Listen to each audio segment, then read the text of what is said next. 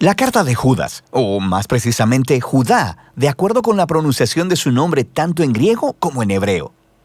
Judá era uno de los 4 hermanos de Jesús que se mencionan en los evangelios. Ninguno de los hermanos siguió a Jesús como el Mesías antes de su muerte, pero después lo vieron resucitado y se convirtieron en sus discípulos. Todos estos hermanos de Jesús eventualmente se hicieron líderes en las primeras comunidades de judíos cristianos. Judá era conocido como un maestro, viajero y misionero, y esto nos provee el trasfondo para entender el propósito de esta carta. No sabemos a qué comunidad de iglesia en específico la escribió, pero lo más probable es que estuviera compuesta en su mayoría de judíos mesiánicos. Su estilo de escritura asume un profundo conocimiento de las escrituras hebreas del Antiguo Testamento, como también de otra literatura judía popular. Judas se ha enterado de una crisis que enfrenta esta iglesia, y esto nos ayuda a entender el diseño de la carta. Empieza con un cargo inicial, seguido por una larga advertencia y acusación contra los líderes corruptos que han influenciado a esta iglesia. Y luego, Judá cierra completando el encargo de lo que esta iglesia debe hacer. Judá comienza pidiendo a esta iglesia que luche por la verdadera fe cristiana. Él dice que su plan había sido escribir una obra más larga que explorara nuestra salvación compartida a través del Mesías. Pero ese proyecto, dice él, se retrasó cuando escuchó las noticias urgentes acerca de esta iglesia. Y así, él escribió esta profunda pero muy breve carta. Judá no empieza hablando de cómo ellos deben luchar por la fe. Más bien, él primero les explica el por qué. Es por los maestros corruptos que se han infiltrado en esta iglesia.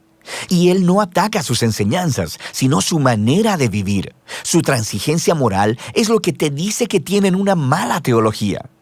Primero que nada, ellos han distorsionado la gracia de Dios como una licencia para pecar. Ellos piensan que han sido perdonados y que ahora tienen el Espíritu de Dios, así que pueden hacer lo que quieran, especialmente en lo que se trata de dinero y sexo. Y entonces Judá dice que ellos están traicionando a Jesús al rechazar su autoridad y sus enseñanzas. Y Judá quiere que esta iglesia sepa que la aparición de estos maestros no es una sorpresa. Por ello, continúa con una advertencia más larga para que se mantengan alejados de ellos. El primero ofrece 2 grupos de 3 ejemplos del Antiguo Testamento. El primer trío es acerca de personas rebeldes, quienes en el pasado recibieron justicia divina. Los israelitas, que se rebelaron contra Dios en el desierto, obtuvieron lo que querían y murieron en medio de la nada. Él después habla de una historia acerca de ángeles que están aprisionados por su rebelión hasta que se enfrentan a la justicia de Dios. Él se está refiriendo a la interpretación de la historia en Génesis 6, ofrecida en la popular obra judía llamada Primera de Enoc, donde los hijos de Dios se interpretan como ángeles que se rebelaron contra Dios, tuvieron sexo con mujeres y fueron juzgados por ello. Judá enlaza esta historia a su tercer ejemplo sobre la ruina de Sodoma y Gomorra en Génesis, donde hombres violentos intentaron tener sexo con ángeles enviados por Dios en forma de humanos. Ambas historias son acerca de la rebelión contra el orden de Dios que llevó a la inmoralidad sexual, y es precisamente de esto que los falsos maestros son culpables. Después de esto, Judá ofrece un ejemplo adicional de un popular texto judío llamado el Testamento de Moisés. Al igual que Enoc, este no era parte de las escrituras del Antiguo Testamento, sino que era un recuento creativo de los últimos días y palabras de Moisés, basado en Deuteronomio. En la sección que Judá cita, Moisés ha muerto y hay un ángel bueno, Miguel, que está refutando las acusaciones del diablo contra Moisés, pero decide dejarle la decisión final a Dios. Ahora, estas historias podrían parecerte un poco extrañas, pero para las personas que fueron criadas con esta literatura, las advertencias de Judas tienen mucho sentido. El comportamiento de estos líderes corruptos tiene raíces antiguas. Rebelión contra la autoridad de Dios, inmoralidad sexual, rechazo a los mensajeros de Dios. Y esto se conecta con el segundo trío de ejemplos. Se trata acerca de rebeldes que corrompieron a otras personas. Caín mató a su hermano, pero luego se fue a construir una ciudad donde reinó la violencia. Balán el hechicero no pudo maldecir a Israel, así que lo sedujo a la idolatría y a corrupción moral. Y luego Coré, el levita, quien dirigió una rebelión contra Moisés que terminó en desastre para otras personas. Judá concluye con un segundo trío, con una avalancha de imágenes del Antiguo Testamento para describir a los falsos maestros. Ellos son como los pastores egoístas de Ezequiel, o como las nubes sin agua de Proverbios, o como las furiosas olas de Isaías. Su ensimismamiento traiciona su reclamo de ser seguidores de Jesús y crean caos a donde quiera que van. Judá concluye su advertencia citando otras dos advertencias, una antigua y otra reciente. La primera viene otra vez del popular libro de Primera de Enoc, que decía contener las visiones del antiguo personaje de Enoc en el libro de Génesis.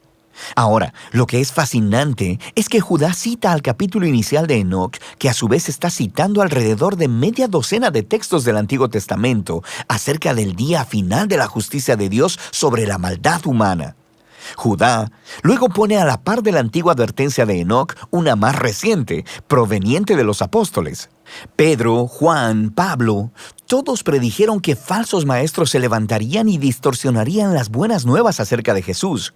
Y ellos mismos se estaban haciendo eco de la temprana advertencia de Jesús acerca de esto mismo. Así que esta iglesia ya no necesita convencimiento. Deben lidiar con estos falsos maestros. Por lo que Judá continúa hacia el encargo final. Él toma su línea inicial acerca de luchar por la fe y desarrolla cómo lograrlo mediante un genial grupo de metáforas. Él describe a la comunidad de Jesús como el nuevo templo de Dios, así que ellos deben construir sus vidas sobre el fundamento de la santísima fe que se refiere al mensaje central de buenas nuevas sobre la vida, muerte y resurrección de Jesús por nuestros pecados. Sobre ese fundamento, la iglesia debe edificarse a sí misma, mediante la dedicación a la oración y consagrarse al amor de Dios a través de la obediencia. Y la integridad de este edificio se mantendrá al estar alertas al regreso de Jesús, cuando traerá su justicia y misericordia. Y al hacer esto, se ayudarán unos a otros en permanecer fieles a Jesús. Judá entonces concluye adorando al Dios quien protegerá a su pueblo y los librará de caer alejándose de su gracia. La breve carta de Judá es poderosa y a la vez confusa para muchos lectores modernos, quienes se preguntan por qué el autor cita textos que hoy no se consideran parte de la Biblia hebrea, como Primera de Enoc o el Testamento de Moisés. Es importante recordar que la cultura judía de ese tiempo estaba inmersa en textos religiosos. Jesús, su familia y todos los cristianos judíos tempranos crecieron leyendo la Biblia hebrea junto con muchos libros que se basaban e inspiraban en las Escrituras. Y sabemos que había debates antiguos acerca de si estos libros debían ser considerados como escrituras o no. Pero a pesar de eso, siguen siendo importantes. Un libro no tiene que estar en la Biblia para decir un mensaje importante al pueblo de Dios, y así eran muchos textos judíos de ese periodo. Hoy se conocen como colecciones apócrifas, también conocidos como deuterocanónicos, junto con los pseudoepígrafos, y todos estos se preservaban y leían en las comunidades judías cristianas. Eran tratados con mucho respeto. Esto no significa que hubieran sido seleccionados como parte de la Biblia hebrea, pero sí son parte de la tradición bíblica. Y así Judá, que conocía a sus lectores, sabía que ellos valorarían las palabras de Primera de Enoc y las usó para comunicar su mensaje, que es este. La gracia de Dios a través de Jesús demanda una respuesta de toda la vida, no solo a sentir intelectualmente. Nota que Judá no critica ni se enfoca en la teología de los maestros, sino en su manera inmoral de vivir, la cual niega a Jesús. Así que Judá está aplicando aquí lo que Jesús les enseñó a sus discípulos. Si realmente me aman, obedecerán mis enseñanzas. Para los cristianos, la manera en que vives es el indicador más confiable de lo que realmente crees. Y de eso se trata la carta de Judas.